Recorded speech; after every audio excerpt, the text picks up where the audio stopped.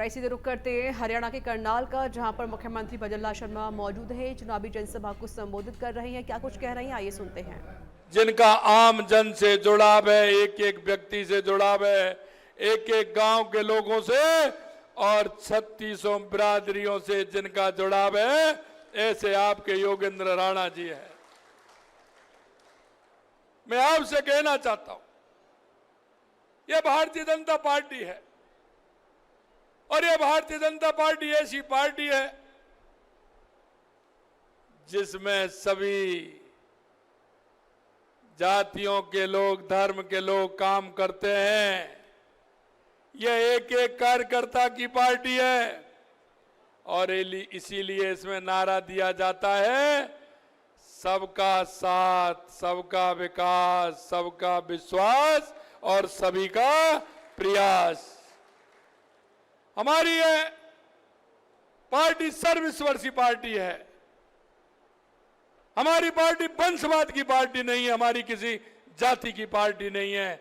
अगर भारतीय जनता पार्टी है तो ये कार्यकर्ताओं की पार्टी है, कार्यकर्ताओं की पार्टी है। मैं आपसे इसलिए कहना चाहता हूं, एक ऐसे कार्यकर्ताओं को आपकी सेवा के लिए एक सेवक के रूप में जनप्रतिनिधि बनने का पार्टी ने मौका दिया है और यह मैं विश्वास दिलाता हूं, योगेंद्र राणा जो कहते हैं वो करते हैं। इन्होंने आपकी सेवा का संकल्प लिया है। मैं आपसे कहना चाहता हूं, मुझे लग रहा है मैं लगातार कल से हरियाणा के अंदर हूं। कल भी मेरी 3 सभा थी। रास्ते में मैं चाय के लिए भी रुका था। आज सुबह भी कई लोग मेरे पास आए थे और मैंने रास्ते में भी पूछा। कई लोग मेरे मिलने वाले हैं, उन्होंने भी कहा। मैं आपसे कहना चाहता हूं, हरियाणा में अब की बार हैट्रिक लगने वाली है, हैट्रिक लगने वाली है। और मैं आपसे इसलिए भी कहना चाहता हूं कि मेरे भाई और बहनों, आपने 2014 के बाद देश में परिवर्तन होते हुए आपने देखा है। हरियाणा की धरती पर आपने परिवर्तन होते हुए देखा है। आप 2014 के पहले से जरा याद करें कि किस तरह का हरियाणा था, देश में किस तरह की स्थिति थी। आए दिन भ्रष्टाचारों की सूचियां आती रहती थी। अखबार में जिस तरह से घोटाले से घोटाले, एक से आगे एक घोटाला आता था। जो देश प्रेमी थे, राष्ट्र प्रेमी लोग थे, वो जब सुबह अखबार पढ़ने बैठते थे तो उनके मन में पीड़ा होती थी और ऐसे भावुक होते थे जब वो अखबार को देखते, आए दिन घोटाले देखते थे। वो अखबार उनकी आंखों के आंसुओं से गीला हो जाता था कि आखिरकार मेरे देश का क्या होने वाला है, ऐसे मेरे देश का क्या होगा। क्योंकि उन्होंने देखा था, वो आजादी के मायने को जानते थे। इस देश में हमारे आपके पूर्वजों ने जिस तरह से आजादी के लिए आंदोलन किया, उन्होंने उस हजारों सालों की गुलामियों को झेला और उन्होंने जिस आत्मविश्वास के साथ, जिस विश्वास के साथ आजादी की लड़ाई में बढ़ चढ़ के हिस्सा लिया था, और वो इसलिए लिया था कि आने वाली पीढ़ी कम से कम स्वतंत्र हो, अपने ठीक तरह से काम कर सके, वो आजाद स्वतंत्र श्वास ले सके। आजादी के मायने कुछ और थे, लेकिन इस कांग्रेस की सरकार ने वो आजादी के मायने भी बदलने का काम किया, बदलने का काम किया। मैं आपसे कहना चाहता हूं, 2014 से पहले देश के अंदर किस तरह का आतंकवाद था, किस तरह का नक्सलवाद था, वो आपने देखा है। आए दिन भीड़ भाड़ वाले इलाके में बम फोड़ करके चले जाते थे। कहीं रेलवे स्टेशन पर बम फूटता था, कहीं बस स्टैंड पर बम फूटता था। आतंकवाद के साये में देश और प्रदेश चल रहे थे क्योंकि कांग्रेस का राज था।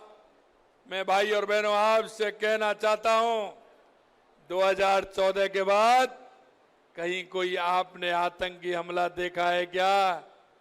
अरे बताइए, कोई आतंकी हमला आपने 2014 के बाद देखा है क्या? अरे किसी की हिम्मत हो सकती है क्या? अगर उधर से गोली आएगी तो इधर से भी गोला जाएगा। ये देखा है कि नहीं देखा आप लोगों ने? इसलिए मैं आपसे कहना चाहता हूं, 2014 के बाद देश के अंदर जो परिवर्तन हुआ है, चाहे हमारी गरीब कल्याण की योजनाएं हो, चाहे हमारे विकास की योजनाएं हो, मेरी माता बहनें बैठी है, माता बहनों का और गरीब व्यक्ति का कभी बैंक में खाता होता था क्या? अरे गरीब तो वो बैंक की चौखट पर भी नहीं चढ़ सकता था, लेकिन देश के यशस्वी प्रधानमंत्री नरेंद्र मोदी जी ने हर गरीब का, हर गरीब बहन का खाता खोल करके उनको सम्मान देने का काम किया। तो देश के यशस्वी प्रधानमंत्री नरेंद्र मोदी जी ने किया। यही नहीं, अरे मैं आपसे कहना चाहता हूं कि हरियाणा के लोग तो जानते थे, गरीब आदमी ने तो कभी बीमा का नाम भी नहीं सुना था। कोई बड़े आदमी गाड़ी लेने के लिए जाते थे या सर्विस में होते थे तो वो बीमा कराते थे, बाकी गरीब आदमी का तो कोई बीमा से लेना देना नहीं था। लेकिन देश के यशस्वी प्रधानमंत्री नरेंद्र मोदी जी ने उस गरीब भाई का, गरीब बहन का भी सोचा और उन्होंने बीमा कराने का काम किया। ये देश के यशस्वी प्रधानमंत्री नरेंद्र मोदी जी ने किया। मैं आपसे कहना चाहता हूं, जब भी कांग्रेस आती है, गरीब को बड़े सपने दिखाती है, गरीब के सपने ही नहीं दिखाती। वो हमेशा कहती है गरीबी हटाओ, लेकिन कांग्रेस का कभी गरीब से और मजदूर से कोई नाता नहीं रहा, किसी तरह का नाता नहीं रहा। ये मैं आपसे कहना चाहता हूं। मित्रों, आपने देखा होगा देश के यशस्वी प्रधानमंत्री नरेंद्र मोदी जी ने किसान, मजदूर, गरीब सबके लिए काम किया है। और आपने देखा है, वो कहते हैं कि देश के अंदर 4 जातियां हैं, और वो जातियां हैं किसान, मजदूर, युवा और महिला। मैं इनके उत्थान के लिए काम करता हूं, मैं इनके उत्थान के लिए काम करता हूं। और 2014 के बाद आपने देखा है, गरीब कल्याण की योजनाएं लगातार आपने देखी। अगर मैं जिक्र करूं तो बहुत बड़ी संख्या उनकी है, चाहे युवाओं को हो, महिलाओं को हो, किसान को हो, मजदूर को हो। और यही नहीं, 2014 के बाद देश के अंदर विकास की भी इबारत लिखने का काम देश के यशस्वी प्रधानमंत्री नरेंद्र मोदी जी ने किया है। आप देखते हैं, पहले गांव में जाते थे, आप भी गांव से आए हैं, मुझे पता है किसान हैं, लेकिन बारिश का समय होता था, रास्ते बंद हो जाते थे। हमारे बुजुर्गों ने देखा है, अगर ज्यादा बारिश होती थी तो कहीं ना कहीं रिश्तेदारियों में रुकना पड़ता था। लेकिन मैं धन्यवाद देना चाहता हूं देश के यशस्वी प्रधानमंत्री नरेंद्र मोदी जी को और हमारे भारतीय जनता पार्टी के वरिष्ठ नेता, भारत रत्न पूर्व प्रधानमंत्री अटल बिहारी वाजपेयी जी को, जिन्होंने प्रधानमंत्री ग्राम सड़क योजना के नाम से हर गांव में सड़क बनाने का काम किया। और मैं ये सारी बातें आपको इसलिए कहना चाहता हूं कि भारतीय जनता पार्टी अपने संकल्प पत्र को लेकर के काम करती है। और मैं एक बात और आपसे कहना चाहता हूं कि कांग्रेस जिस भी चुनाव में जाती है, अपना घोषणा पत्र लाती है। आप घर जाकर के देखना, कांग्रेस के अब तक के घोषणा पत्रों को पढ़ना, उनको देखना जरूर, क्योंकि वो घोषणा पत्र में जो वायदे करते हैं वो सिर्फ घोषणा करते हैं, आज तक उन्होंने कोई वायदा पूरा नहीं किया, कोई वायदा पूरा नहीं किया।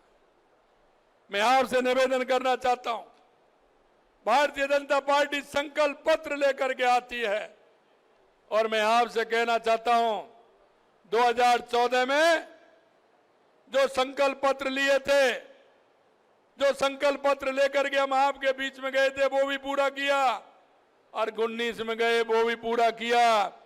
हरियाणा के अंदर भी आप देख रहे हैं हमारी दोनों बार सरकार ने जो वायदा किया है उसे पूरा करने का काम किया है, पूरा करने का काम किया है। आज मैं देखता हूं आप जाते हैं, घड़ी लगा करके कह देते हैं 100 किलोमीटर इतनी देर में पहुंच रहा हूं, 150 किलोमीटर इतनी देर में पहुंच रहा हूं। ये हाईवे से आनंद आ रहा है कि नहीं आ रहा है बताइए? आपको कैसा लग रहा है जब हाईवे पे चलते हैं? लगता है ना? मैं भाइयों बहनों यही कहना चाहता हूं, 2014 के बाद देश में विकास की गति बढ़ी है, देश का स्वाभिमान और सम्मान बढ़ा है। इसलिए मैं कहना चाहता हूं हरियाणा ने प्रगति की राह पकड़ी है। 10 साल में हरियाणा का विकास हुआ है, अब की बार हैट्रिक लगाओगे तो विकास में और ज्यादा हरियाणा हमारा आगे बढ़ेगा। यह मैं आपसे निवेदन करना चाहता हूं।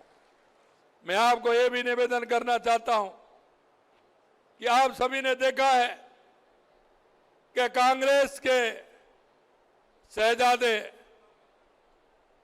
क्या कहते हैं, विदेश में जाते हैं तो क्या कहते हैं, और अभी हमारे सिख भाइयों के बारे में किस तरह की टिप्पणी वो करते हैं।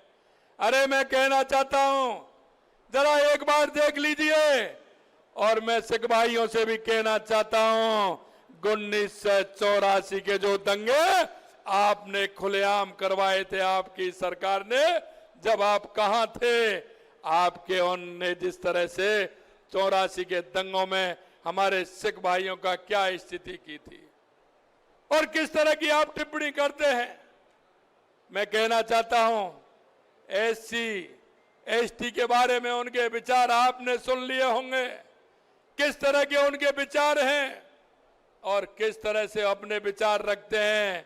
मैं एक बात और कहना चाहता हूं, आप देखिए जो ये कहते हैं भारत तेरे टुकड़े होंगे इंशाअल्लाह इंशाअल्लाह, और जो लोग भारत को तोड़ने की बात करते हैं, जो भारत में आतंक फैलाने का काम करते हैं, राहुल जी आप विदेश में उनसे क्या खिचड़ी पकाते हैं, आप उनसे मिलकर के क्या करते हैं, ये देश की जनता को जरा बताएं तो सही कि आपकी कौन से उनसे बात होती है, उनसे आपका क्या रिश्ता है। जरा जनता को बताएं कि ऐसे लोगों से आपका क्या रिश्ता है। मित्रों मैं कहना चाहता हूं कि कांग्रेस हमेशा झूठ और लूट की राजनीति करती है। अगर सही मायने में कहा जाए तो ये कांग्रेस भ्रष्टाचार की जननी है। इन्होंने हमेशा भ्रष्टाचार को जन्म दिया है और आपने देखा है कि किस तरह से हरियाणा के अंदर कांग्रेस की सरकार थी तो युवाओं को रोजगार देने का काम किस तरह से करती थी, इनके अधिकारी किस तरह से काम करते थे, और किसानों की जमीन को ना कुछ पैसों में लिया जाता था और किसानों को चेक दिए जाते थे, 2-2 रुपए के चेक दे करके उन किसानों को बहलाया जाता था, कि किसानों को धोखा देने का काम किया जाता था। अब हालत ही देख लीजिए। विशेषकर मैं युवाओं से कहना चाहता हूं कि जरा 10 साल पहले का हरियाणा देखिए आप, किस तरह के हरियाणा की तस्वीर थी, हरियाणा किस ओर जा रहा था। लेकिन 10 साल के अंदर देश के यशस्वी प्रधानमंत्री नरेंद्र मोदी जी के नेतृत्व में जब भारतीय जनता पार्टी की सरकार बनी, हरियाणा ने अपनी रफ्तार तेज की और हरियाणा आगे बढ़ा। मैं अंत में इतना कहना चाहता हूं कि क्योंकि हमारी पार्टी आपने देखा है जिस तरह से राष्ट्रवाद को लेकर के चलती है, हमारी संस्कृति और हमारे विचार को लेकर के चलती है। हम हमारी संस्कृति और विचार को लेकर के चलते हैं। इसलिए मैं कहना चाहता हूं, कोई भी व्यक्ति हो, यहाँ व्यक्ति आधारित नहीं, यहाँ विचारधारा आधारित होती है, यहाँ हमारा संकल्प आधारित होता है। इसलिए मैं कहना चाहता हूं, भारतीय जनता पार्टी हमेशा सभी को साथ लेकर के चलने वाली पार्टी है। इसलिए मैं आपसे कहना चाहता हूं कि आप सभी लोगों ने मेरा स्वागत और सम्मान किया है। ब्राह्मण समाज ने मेरा स्वागत और सम्मान किया है, सिख समाज के हमारे सभी भाइयों ने सम्मान किया है, सभी हमारे अग्रवाल बंधुओं ने सम्मान किया है। मैं आपसे कहना चाहता हूं, इस देश की संस्कृति को और इस देश की विरासत को, हरियाणा की मजबूती के लिए, राष्ट्र की मजबूती के लिए भाई योगेंद्र सिंह राणा को ज्यादा से ज्यादा वोटों से जिताएं, यह मैं आपसे कहना चाहता हूं। हमारा संकल्प सिर्फ एक होता है और वो संकल्प ये होता है कि भारतीय जनता पार्टी जो हमारे सनातन और हमारी संस्कृति के आधार पर चलती है, हमारे प्रत्याशी भाई योगेंद्र राणा जी हैं, आप इनको ज्यादा से ज्यादा वोटों से जिताओगे, ये मैं आपसे निवेदन करना चाहता हूं। अंत में मैं आपसे इतना कहना चाहता हूं, क्या योगेंद्र राणा जी को सब साथ होकर के जिताएंगे ना? तो हाथ खड़े करो दोनों। ये पंजा मत दिखाइए, पंजा ने देश को किया गंजा। ये हनुमान जी की मुष्ट का दिखाइए और जोर से बोलिए, भारत माता की, भारत माता की, भारत माता की। बहुत बहुत धन्यवाद, बहुत बहुत धन्यवाद। आदरणीय मुख्यमंत्री जी, 1 मिनट।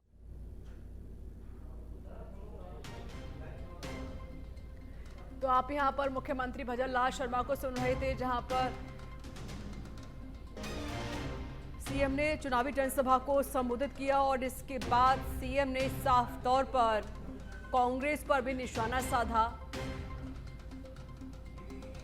तो वहीं सीएम ने डबल इंजन बनाने की भी बात कही, डबल इंजन की सरकार बनाने की बात कही गई है